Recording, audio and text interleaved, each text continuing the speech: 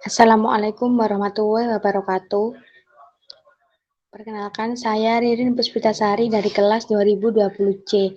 Di sini saya akan menyampaikan materi geometri analitik, yaitu bab elips. Yang pertama yaitu langkah-langkah melukis elips. Langkah yang pertama yaitu buat garis T1 yang tegak lurus dengan D1 dan D2. Jadi kita buat garis T1 yang tegak lurus dengan D1 dan D2. Ilustrasinya seperti ini. Yang kedua yaitu tentukan titik V1 dan V2 pada garis T1 sedemikian hingga V1F per V1T sama dengan setengah dan V2F1 per V2T1 sama dengan setengah. Jadi titik V1 dan V2 pada elips.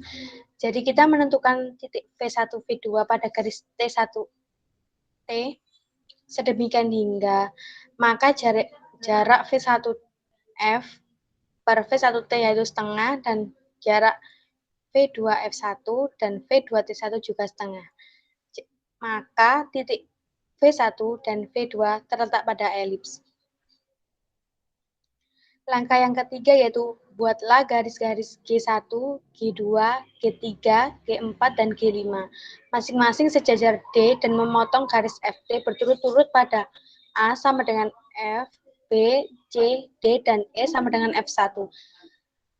Jadi kita membuat garis-garis G1, G2, G3, G4, dan G5 pada garis FT dan sejajar garis D, maka A sama dengan F, B, C, D, dan F1 sama dengan E.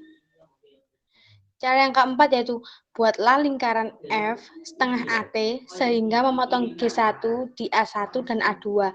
Jadi A1F per AT sama dengan A2F per AT sama dengan setengah, maka A1 dan A2 terletak pada elips. Jadi kita membuat lingkaran F setengah AT sehingga memotong G1 dan di A1 dan A2. Jadi A1F per AT sama dengan A2F per AT jaraknya setengah. Maka A1 dan A2 terletak pada elips. Cara yang kelima yaitu buatlah lingkaran F, setengah BT sehingga memotong G1 di B1 dan B2. Jadi B1 per B1F per BT sama dengan B2F per BT sama dengan setengah. Maka B1 dan B2 terletak pada elips. Dengan cara yang seperti keempat tadi, kita buat lingkaran F setengah BT. Jadi memotong G1 di B1 dan B2. Jadi B1F per BT sama dengan B2F per BT sama dengan setengah. Maka B1 dan B2 juga terletak pada elips. Langkah keenam yaitu lakukan langkah keempat dan langkah kelima sehingga diperoleh titik-titik C1, C2, D1, D2, E1, dan E2. Jadi langkah ke-6 itu sama seperti ini sampai kita menemukan E1 dan E2 semua itu terletak pada elips. Langkah ke-7 yaitu hubungkan titik-titik yang diperoleh dari langkah 2, langkah 4, langkah 5, dan langkah 6 sehingga akan diperoleh lengkungan tertutup yang disebut dengan elips dengan E sama dengan setengah. E di sini merupakan eksentrisitas.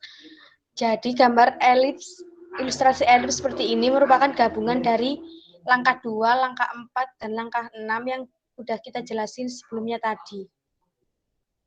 Selanjutnya yaitu istilah-istilah pada elips. Perhatikan gambar 3. F1 dan F2 disebut fokus. Jadi F1 dan F2 ini merupakan fokus pada elips. D1 dan D2 adalah direktris. Jika P pada elips, maka PF1 per jarak dalam kurung P, D1 sama dengan PF2 per jarak P, D2 sama dengan E. E di sini merupakan eksentrisitas dengan E kurang dari 1. Jadi D1 dan D2 ini merupakan direktris. Jika P pada elips, maka PF1 per jarak PD1 sama dengan PF2 jarak PD2 sama dengan E. E merupakan eksentrisitas dengan E kurang dari 1. Yang ketiga yaitu V1, V2, T1 dan T2 adalah puncak elips. Jadi V1, V2, T1, T2 ini merupakan puncak elips. Yang keempat yaitu O adalah pusat elips. OF1 sama dengan OV2 sama dengan A. OF1 sama dengan OF2 sama dengan C. Dan OT1 sama dengan OT2 sama dengan B. Jadi O ini adalah pusat elips. OV1 sama dengan OV2 sama dengan A. Dan OF1 sama dengan OF2 sama dengan C. Dan OT1 sama dengan OT2 sama dengan B. Yang kelima yaitu garis V1 dan V2 dan T1 T2 disebut sumbu simetri. Jadi V1 V2 T1 T2 ini merupakan sumbu simetri. Sumbu simetri yang memuat fokus disebut sumbu panjang. V1 V2 dengan V1 V2 sama dengan 2A. Sumbu simetri yang tidak memuat fokus disebut sumbu pendek. Garis T1 T2 dengan T1 T2 sama dengan 2B. Jadi garis V1 V2 ini merupakan sumbu panjang dengan V1 V2 sama dengan 2A dan T1 T2 ini merupakan sumbu pendek dengan T1 T2 ini sama dengan 2B. Langkah yang keenam yaitu istilah yang keenam yaitu tali busur yang melalui fokus disebut tali busur fokus. Yang ketujuh yaitu tali busur fokus yang tegak lurus sumbu panjang disebut latus rectum. Dalam hal ini, ruas garis AB dan CD adalah latus rectum.